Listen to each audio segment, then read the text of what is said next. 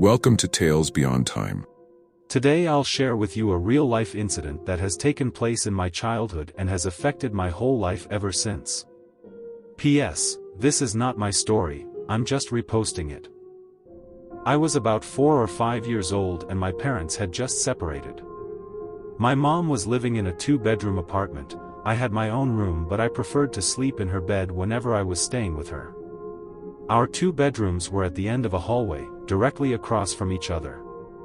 Our apartment was on the first floor, and I remember that it was in the middle of the summer and my mom had a window open her room, which was directly behind the bed above the headboard. Anyways, I woke up in the middle of the night and remember sitting up and seeing that our cat was sitting in the door frame of my mom's room. Her door was open and you could partially see into my bedroom.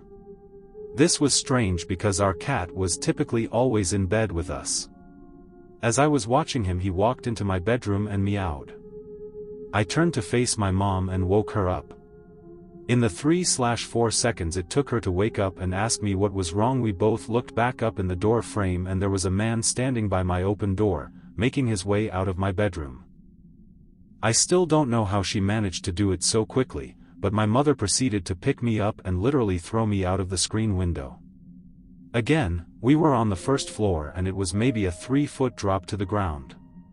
She quickly followed and we were able to start screaming for help and someone called 911. The police came but didn't see any signs of forced entry. Only that our front door was unlocked, which led them to believe the man must have exited that way. The strange thing was that my mom swore up and down that she had locked the door that night, with the deadbolt and chain lock. About a week later she was cleaning the kitchen and opened up our water heater closet and found a notebook with names and drawings, as well as a pair of gloves and some gum wrappers. The police were called again, but all they could do was speculate that the man had been in our house and hid until we were asleep. Edit.